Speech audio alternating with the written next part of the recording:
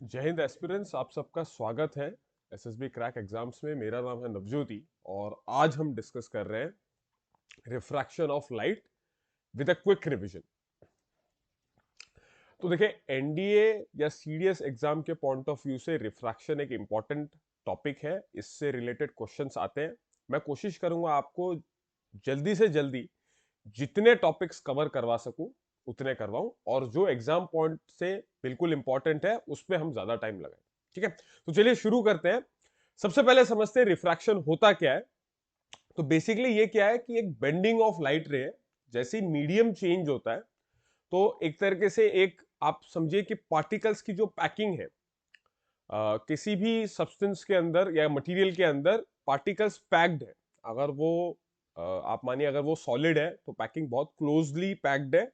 अगर लिक्विड है तो थोड़ा सा दूर दूर है। दैट इज बेसिकली मैं इंटरमोलिकुलर डिस्टेंसेस की बात कर रहा हूं, और गैस में वो बहुत बहुत दूर है।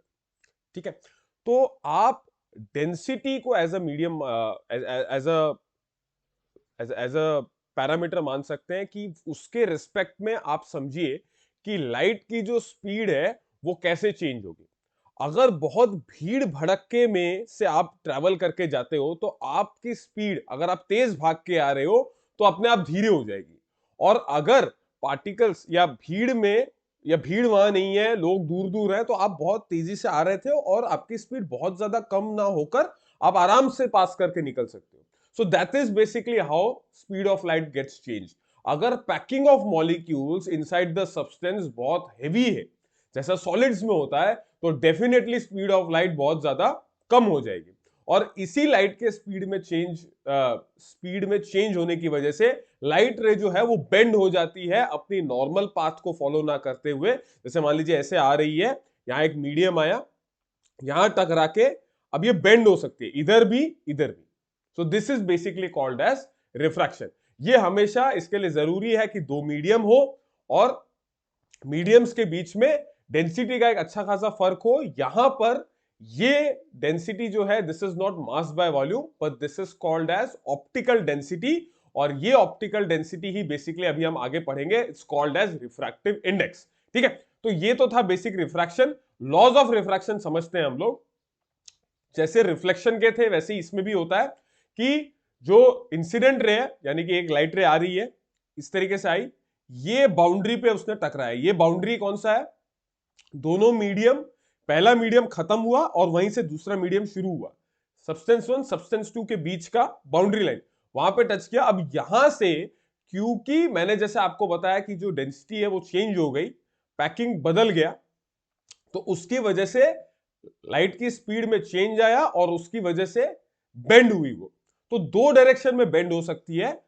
जिस डायरेक्शन में जनरली जानी चाहिए थी उसको एलोंगेट कर लीजिए। इस डायरेक्शन में जनरली जानी चाहिए थी, जैसे ये आई थी। ठीक है, ठीक है, ऐसे आई थी अगर, तो ये इस तरीके से जानी चाहिए थी। ठीक है, इस तरीके से जानी चाहिए थी, लेकिन ये अंदर की तरफ बेंड हुई। तो अंदर की तरफ बेंड कब होती है? जब आप जिसमें ट्रेवल करके अंदर जा रहे हैं दैट इज मोर डेंस। अगर मोर डेंस की तरफ जाया जा रहा है तो, अच्छा, ये जो है इसको बोलते हैं, इस लाइन को बोलते हैं नॉर्मल। एक आपकी इंसिडेंट रे, एक आपकी नॉर्मल, और एक आपका हो गया रिफ्रैक्टेड रे। जो रे रिफ्रैक्ट हुई या जो बेंड होकर आगे गई दैट इज रिफ्रैक्ट। अगर मोर डेंस है ये वाला सब्सटेंस तो इसका मतलब टूवर्ड्स द नॉर्मल बेंड होगा। तो दो पॉसिबिलिटीज हैं, एक तो टूवर्ड्स द नॉर्मल, और दूसरा क्या है कि अगर लेस डेंस है, जिसको हम रेयरर बोलते हैं, रेयरर, तो उस केस में हो जाएगा away from the normal. Away from the normal, ये आपको ध्यान रखना है, अवे फ्रॉम द नॉर्मल। तो रिफ्रैक्शन यही है। इंसिडेंट रे आई, अब उसके पास दो पॉसिबिलिटी है, या तो नॉर्मल के रिस्पेक्ट में वो जिस डायरेक्शन में जा रही थी उसके अवे चले जाए, या फिर अंदर की तरफ आ जाए, जिस डायरेक्शन में जा रही थी उसके अंदर की तरफ आ जाए, between its, if there was no medium between, अगर स्ट्रेट जो जा रही थी और प्लस जो नॉर्मल, इसके बीच में वो आ जाएगा अगर जिस मीडियम में जा रहा है वो डेंस है। सो ये तो रहा इंसिडेंट रे, रिफ्रैक्टेड रे और नॉर्मल, और ये कैसे रिफ्रैक्शन में काम करता है। एक चीज क्या आपको ध्यान रखनी है यहां पर कि तीनों एक ही प्लेन में होते हैं, they lie on the same plane, ठीक है। यानी कि अगर मैं ऐसे एक पेपर रखूं तो एक ही उस प्लेन में वो दिखेगा आपको, इंसिडेंट रे भी, रिफ्रैक्टेड रे भी और नॉर्मल भी वहीं पर होगा, ठीक है। अच्छा, स्नेल्स लॉ है, ये बड़ा इंपॉर्टेंट है considering the laws of refraction, कि जो एंगल ऑफ इंसिडेंस को मैं अगर आई से रिप्रेजेंट कर रहा हूं, basically this one angle I, और यहां एंगल आर, तो sine of this angle R I divided by sine of this angle R, this is constant, और ये इक्वल टू होता है, ये कांस्टेंट क्या होता है, यही कहलाता है रिफ्रैक्टिव इंडेक्स। इसको अभी आगे हम देखेंगे, ठीक है। यही कहलाता है रिफ्रैक्टिव इंडेक्स, या ये एक मेजर है कि उसके सब्सटेंस के अंदर मॉलिक्यूल्स कैसे पैक्ड है, ठीक है। अच्छा, आगे बढ़ते हैं। रिफ्रैक्टिव इंडेक्स, तो बाय डेफिनेशन तो इसका मतलब ये हुआ कि स्पीड कितनी कम हुई, उसके किस फैक्टर से कम हुई। वैक्यूम में क्या स्पीड होती है लाइट की, 3 × 10⁸ मीटर पर सेकेंड, इसके रेस्पेक्ट में मीडियम में कितना कम हुआ, तो वो जो रेशियो होगा that will be my refractive index. और अगर वैक्यूम के रेस्पेक्ट में हम कर रहे हैं तो that is called as absolute refractive index, और ये हर मीडियम का अपना खुद का होता है। लेकिन अगर वैक्यूम से लाइट रे नहीं आ रही है, किसी दूसरे मीडियम से आ रही है और फिर किसी दूसरे मीडियम में जा रही है, तो उस केस में हम निकालते हैं रिलेटिव रिफ्रैक्टिव इंडेक्स, उसमें दोनों ही का एब्सोल्यूट रिफ्रैक्टिव इंडेक्स का हम डिवाइड कर देते हैं, ठीक है। तो उस केस में क्या हो जाता है आपका, इस तरीके से लिखा जाता है 1μ2 या फिर μ2/μ1, दोनों के एब्सोल्यूट रिफ्रैक्टिव इंडेक्स का डिवीजन, जिसमें जा रहा है उसको ऊपर लिखिए, जिसमें से आया उसको नीचे लिखिए, और इसका रेशियो करिए, ये इक्वल टू हो जाएगा उस केस में आपके sin i/sin r का, ठीक है, उसके बराबर ये हो जाएगा, ठीक है। एब्सोल्यूट कब लिखना है, जब वैक्यूम या एयर से आ रहा है आपका लाइट रे, और अगर एयर या वैक्यूम से ना आकर वो किसी दूसरे मीडियम से आ रहा है, तो फिर आप रिलेटिव रिफ्रैक्टिव इंडेक्स यूज करेंगे, और रिलेटिव का क्या मतलब है कि एब्सोल्यूट का ही डिवीजन कर दीजिए, ठीक है। अच्छा, तो ये हो गया। अच्छा, अब ध्यान दीजिए, एब्सोल्यूट और रिलेटिव ये आपने समझ में आ गया। इस सिनेरियो में आप समझिए कि स्नेल्स लॉ को आप कैसे आसानी से लिख सकते हैं, कि मान लीजिए P इस पॉइंट से लाइट रे आई, θ1 उसने एंगल बनाया नॉर्मल के साथ, ये आपका इंटरफेस है, यहां से जनरली ऐसे जाना चाहिए था, अगर यहां कोई मीडियम नहीं होता तो ऐसे ही जाता। अच्छा, लेकिन क्योंकि मीडियम है तो नॉर्मल के टूवर्ड्स आ गया, ठीक है। अगर इस डायरेक्शन में जाता लाइट रे, तो हम बोलते कि नीचे वाला जो सबसे या जो N2 मीडियम है that is basically more rare, या वो लेस डेंस है। अगर ज्यादा डेंसिटी है, ज्यादा रिफ्रैक्टिव इंडेक्स है उसका, तो वो टूवर्ड्स द नॉर्मल आ जाएगा, ठीक है। अब मैं रिफ्रैक्टिव इंडेक्स वर्ड ही यूज करूंगा, I am not using the term density now.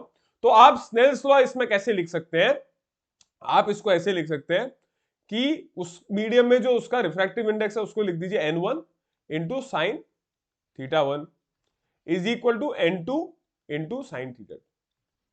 ये आपका हो गया स्नेल्स लॉ, क्योंकि इसी को आप जब sin θ1/sin θ2 लिखेंगे तो N2/N1 हो जाएगा, जो मैंने अभी जस्ट पहले बताया μ2/μ1 जो हो रहा था, या N2/N1, N म्यू, इससे आप रिफ्रैक्टिव इंडेक्सेस को रिप्रेजेंट कर सकते हैं। तो आप कैसे याद रखिए स्नेल्स लॉ को लिखने का, जिस मीडियम में जो angle multiplied by that refractive index, फिर जिस मीडियम में वो angle multiplied by that refractive index. इस केस में V1 बेसिकली क्या होगा कि उस मीडियम में लाइट की स्पीड, तो इसको मैं कैसे रिलेट कर सकता हूं म्यू के साथ, मैंने आपको बताया रिफ्रैक्टिव इंडेक्स या N1, यहां इस केस में क्या होगा, ratio of the speed of light, पहले तो speed of light in vacuum divided by speed of light in the medium, तो मीडियम में मैंने उसको माना है V1, तो ये हो जाएगा V1। तो इस तरीके से रिलेटेड है। इसी तरीके से N2 हो जाएगा C/V2। C क्या है, एब्सोल्यूट, एयर या वैक्यूम में, एयर में हल्का सा कम हो जाता है, लेकिन बाय अजम्पशन मैं उसको 3.0 इंटू 10⁸ मीटर पर सेकेंड मान सकता हूं, ठीक है।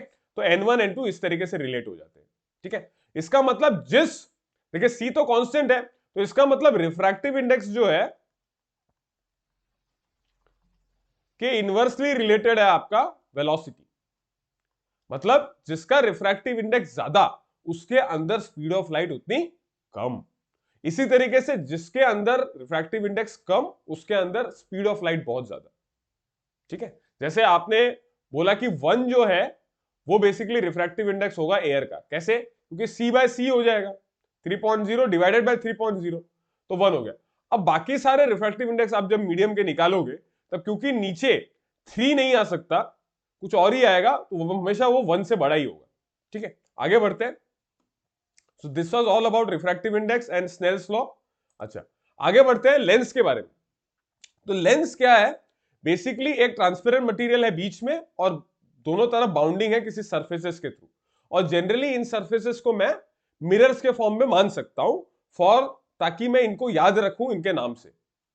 नाम याद रखने के लिए इजी तरीका क्या है कि वो कौन से मिरर्स से बना है वो देखिए।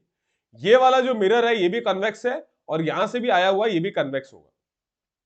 ठीक है, क्योंकि हम दोनों ही केस में मिरर के अंदर नहीं जा रहे। When you go inside then it is called concave. ठीक है, यहां भी मैं अंदर जा सकता हूं, यहां भी मैं अंदर जा सकता हूं, तो इनको बुलाया जाएगा कनकेव लेंस, इसको बुलाया जाएगा कन्वेक्स लेंस। तो बेसिकली इन दोनों लेंस की स्टडी करनी है हमको। ठीक है, आगे बढ़ते हैं। कन्वेक्स लेंस कैसे वर्क करता है? दो फोकल पॉइंट्स होते हैं, लेफ्ट हैंड साइड और right hand side, considering the two mirrors. उस हिसाब से याद रखने के लिए आप इसको इस तरीके से कर सकते हैं कि दोनों तरफ दो मिरर है और दोनों के रिस्पेक्ट में लेफ्ट एंड राइट साइड दोनों तरफ दो फोकल पॉइंट होंगे, F1 और F2। ठीक है, 2F1 और 2F2 बेसिकली क्या दिखा रहा है? The point of centre of curvature. ठीक है, और कन्वेक्स लेंस में क्या है? लाइट रे ऐसे आई, रिफ्रैक्ट हुई और सबके सब इस फोकस पॉइंट जो राइट हैंड साइड में है उस पर जाके फोकस होंगे। तो focal length for a convex lens is always positive, क्योंकि वो राइट हैंड साइड है। साइन कन्वेंशन बिल्कुल कार्टेशियन प्लेन का यूज करते हैं, तो राइट हैंड साइड में जो डिस्टेंस है उसको मैं पॉजिटिव ही मानूंगा, तो फोकल लेंथ यहां पॉजिटिव हो गया। कनकेव लेंस में अदरवाइज क्या हो रहा है? फोकल लेंथ जो है वो नेगेटिव होगी, क्योंकि फोकस जो पॉइंट है वो लेफ्ट हैंड साइड है। ये अपीयर करता है that it is converging at point F, but actually the light rays are diverging. तो उसको मैं पीछे की तरफ एक्स्ट्रापोलेट करके यहाँ F पॉइंट पे ऐसे मीटअप करवा सकता हूं, तो then here F is negative. ठीक है, अच्छा ओके। अच्छा, आगे बढ़ते हैं। किस तरीके से कन्वेक्स लेंस में इमेज फॉर्म होती है, जैसे ऑब्जेक्ट के अलग अलग पोजीशंस पर कहां पर वो रखा गया है with respect to the distance from the lens, आपकी इमेज भी उसी हिसाब से बनेगी। तो इन्फिनिटी पे है तो एट फोकस F2, ये हमने अभी देखा था जस्ट पिछले वाली इमेज में। बियॉन्ड 2F1 यानी कि कर्वेचर, मतलब थोड़ा पास लेकर आए इन्फिनिटी से। 2F1 का मतलब क्या है? कि जस्ट सेंटर ऑफ कर्वेचर के थोड़ा सा पीछे, तो आपका बिटवीन F2 एंड 2F2 बनेगा, and very diminished point size real and inverted, इस तरीके से। इसी तरीके से at 2F1 at 2F2, between F1 and 2F1, beyond 2F2। यहां से फिर जैसे ही उसने 2F2 को क्रॉस किया, 2F1 पर जब रखा तब 2F2 पे बना और सेम साइज का बना। सबसे पहले छोटी साइज, फिर इक्वल साइज और फिर बड़ी साइज होना शुरू हुआ, फिर एनलार्ज हुआ, फिर इन्फिनिटली एनलार्ज और लास्ट में एकदम ही एनलार्ज बनेगा। और ये इकलौता केस है जब फोकस और ऑप्टिकल सेंटर O के बीच में आ जाएगा आपका ऑब्जेक्ट, तो आपका जो इमेज बनेगा वो वर्चुअल एंड इरेक्ट बनेगा। तो ये केस बड़ा इंपॉर्टेंट है, ये आपको याद रखना है। क्या? कि यही इकलौता एक केस है जहां पर फोकस और ऑप्टिकल सेंटर के बीच में जब ऑब्जेक्ट आएगा, यानी कि यहां कहीं पे, तो मेरा जो इमेज होगा वो एक तो कहां बन रहा है? Same side of the lens. इसके पहले सारे जितने इमेज थे वो राइट हैंड साइड में बन रहे थे, यानी कि इमेज डिस्टेंस पॉजिटिव था। लेकिन यहां सिर्फ इकलौता ये केस है जिसमें इमेज जो है वो ऑब्जेक्ट के तरफ ही बन रही है और इमेज डिस्टेंस भी नेगेटिव है। ठीक है, और ये वर्चुअल एंड इरेक्ट बनता है, यानी कि यही एक इकलौता इमेज है जो सीधी बनती है, बाकी सारे इमेजेस इन्वर्टेड बनते हैं, यानी कि उल्टे बनते हैं। और रियल का मतलब कि वो स्क्रीन पे ऑब्टेनेबल है, वर्चुअल मतलब वो स्क्रीन पे ऑब्टेनेबल नहीं है।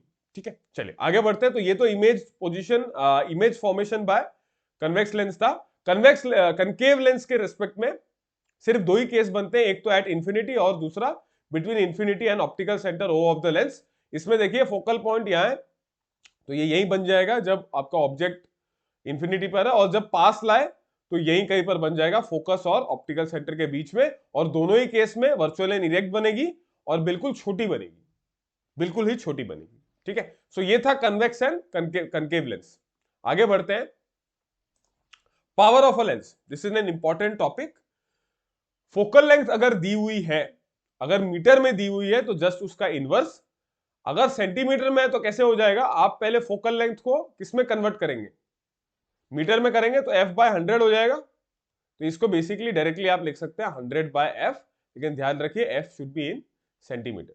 तो मान लीजिए कन्वेक्स लेंस के लिए आपको पावर निकाल रहा है कंसीडरिंग फोकल लेंथ 25 सेंटीमीटर। तो आपको ये तो पता है कि 25 सेंटीमीटर पॉजिटिव का होगा क्योंकि फोकल लेंथ पॉजिटिव होती है, तो पावर हो जाएगा 100/25, दैट इज इक्वल टू +4, और इसका यूनिट आपको ध्यान रखना है, that is dioptre, +4 capital D, तो डायोप्टर। ठीक है, इस यूनिट इज डायोप्टर, ये है फॉर्मूला। अगर अलग अलग लेंस कॉम्बिनेशन में लगे हुए हैं तो जस्ट पावर्स को आप डायरेक्टली ऐड कर दीजिए, और अच्छा बीच में डिस्टेंस नहीं है तब P = P1 + P2 यूज करना है। अगर बीच में डिस्टेंस है तो क्या यूज करना है, P1 + P2 - dP1 P2, मतलब वो जो डिस्टेंस वाला पार्ट है वो प्रोडक्ट करेगा दोनों पावर्स के साथ, और वो अल्टीमेट जो सम है उससे सब्ट्रैक्ट होगा। यानी कि आप बोल सकते हैं कि अगर लेंस के बीच में डिस्टेंस है तो आपका पावर इवेंचुअली रिड्यूस होगा। अगर डिस्टेंस नहीं है, if the distance between the lens is 0, that is they are just in touching mode में है अगर, तो इसका मतलब फिर वहां पर जो कंबाइंड पावर है वो ज्यादा होगी। ठीक है, चलिए आगे बढ़ते हैं। साइन कन्वेंशन तो क्लियर ही है। ऑब्जेक्ट की डिस्टेंस हम नेगेटिव क्यों लेते हैं, क्योंकि लाइट रे अगर इस डायरेक्शन में जा रही है तो ऑब्जेक्ट को मेजर करने के लिए आप ऑप्टिकल सेंटर से स्टार्ट करेंगे, उसके लिए आपको ऑपोजिट साइड आना पड़ेगा डिस्टेंस मेजर करने के लिए, तो ये इसलिए वजह से ये नेगेटिव हो गया।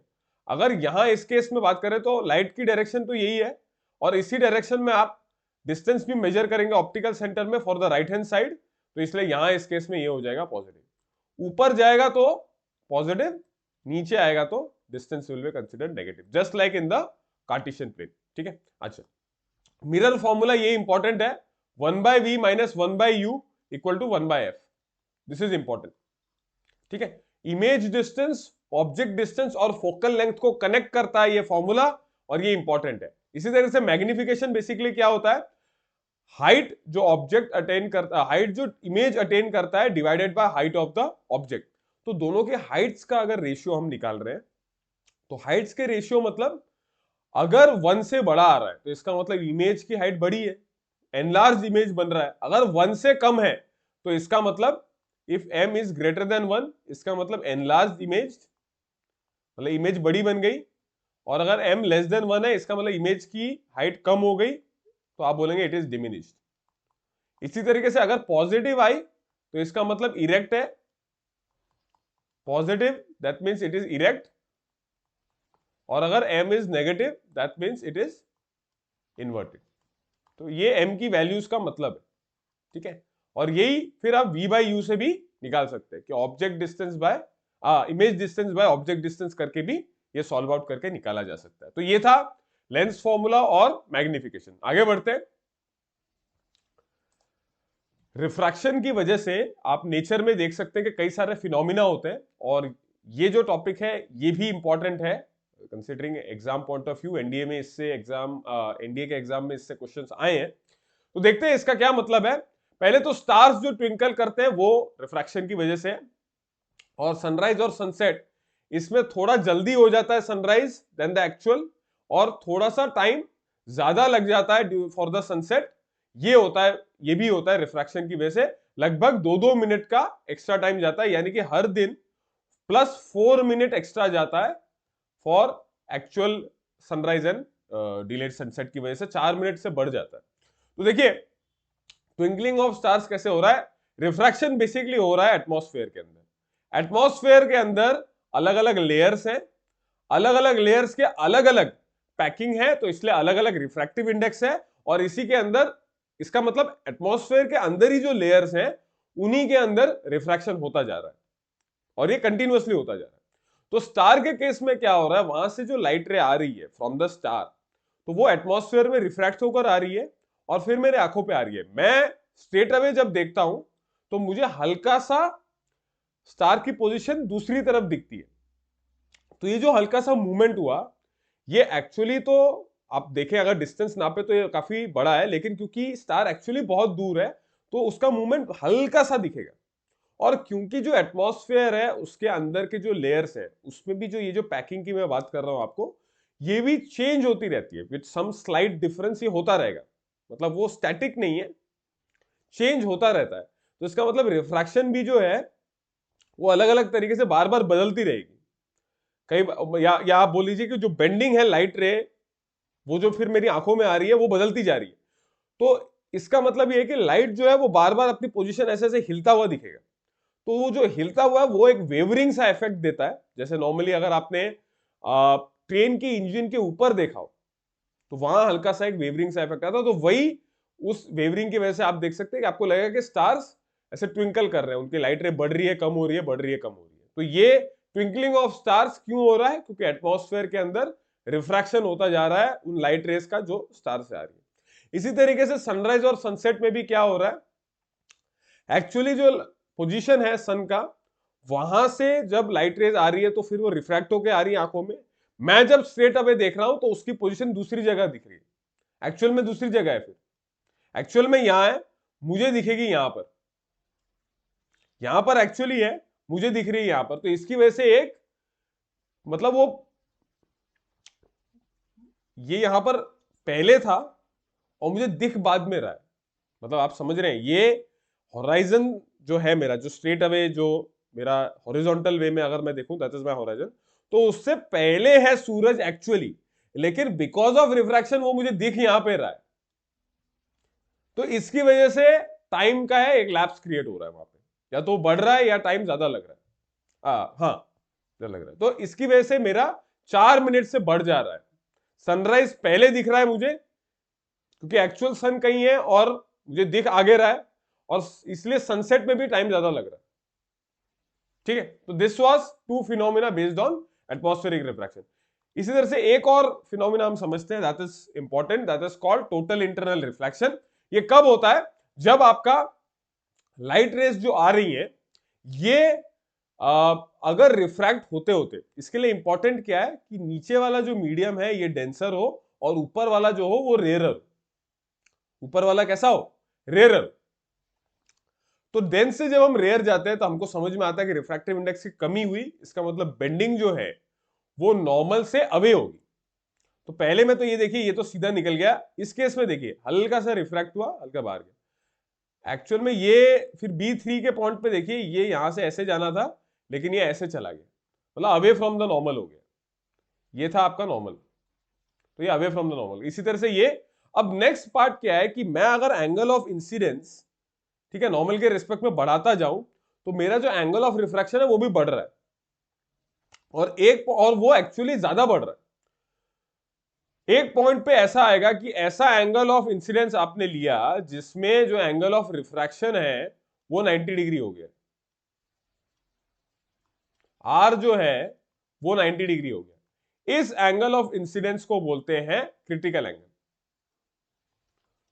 क्रिटिकल एंगल, और ये डिपेंड करता है refractive index of the medium पे, जिस मीडियम से आ रहा है उसका रिफ्रैक्टिव इंडेक्स। जिससे इसका मान लीजिए मैं बोलता हूं n, so my I depends on दिन n, ठीक है, डिपेंड्स ऑन दिस n।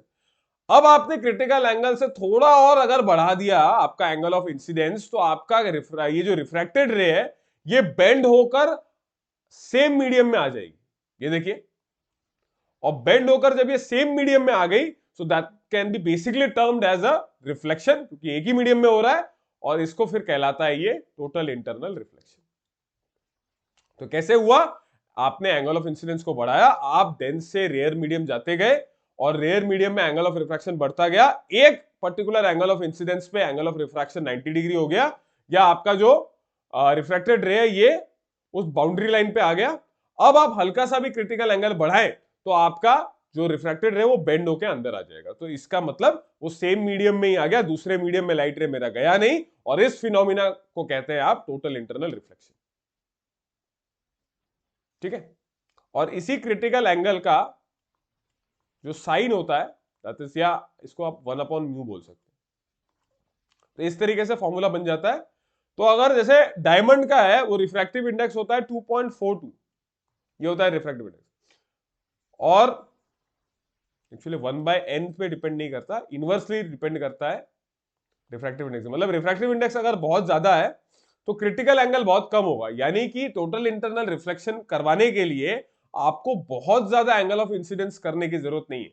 इसके केस में डायमंड में तो 24.2 डिग्री पर ही हो जाता है आपका एंगल ऑफ हो जाता है आपका टोटल इंटरनल रिफ्लेक्शन। जैसे 24.2 क्रॉस किया तो आपका सेम मीडियम में ही रिफ्लेक्ट होकर वापस आ जाएगा। तो इसके एप्लीकेशन देखते हैं।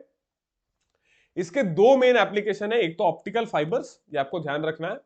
तो इसमें फिनोमेना जो लग रहा है that is total internal reflection. एक बार जो मेरा सिग्नल है वो अंदर गया तो अंदर क्या हो रहा है, सेम उसी एंगल ऑफ इंसिडेंस को क्रिटिकल एंगल से बढ़ाया जा रहा है कि वो इस तरीके से यहां पर टच करे, मतलब बाउंड्री लाइन पे इस तरीके से टच करे कि जब मीडियम दूसरा आए तो बाउंड्री लाइन पर एंगल ऑफ इंसिडेंस इतना हो कि वो क्रिटिकल एंगल क्रॉस करे और फिर रे जो है वो बेंड होकर अंदर ही रह जाए। तो इसका मतलब क्या है, उस फाइबर के अंदर ही आपका सिग्नल जो है अंदर ही रिफ्लेक्ट होकर आगे जाता जा रहा है। लॉस कुछ भी नहीं है क्योंकि सिग्नल बाहर नहीं जा रहा है।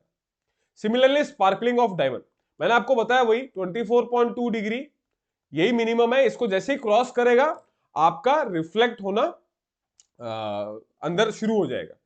तो हर बार 24 डिग्री क्रॉस हो ही जाता है और इसलिए बार बार जब लाइट रे अंदर ही रिफ्लेक्शन टोटल इंटरनल रिफ्लेक्शन दिखा रहा है तो आपको एक स्पार्कलिंग इफेक्ट दिखता है डायमंड में, क्योंकि लाइट बार बार टच होता ही जा रहा है अंदर, कोई भी लाइट रे लॉस में नहीं हो रही, बाहर नहीं जा रही है। ठीक है, सो this was all in refraction of light. I hope आपको कुछ कॉन्सेप्ट्स का अच्छा पकड़ यहां बना होगा, आप अच्छी तरह से रिवाइज कर पाए होंगे।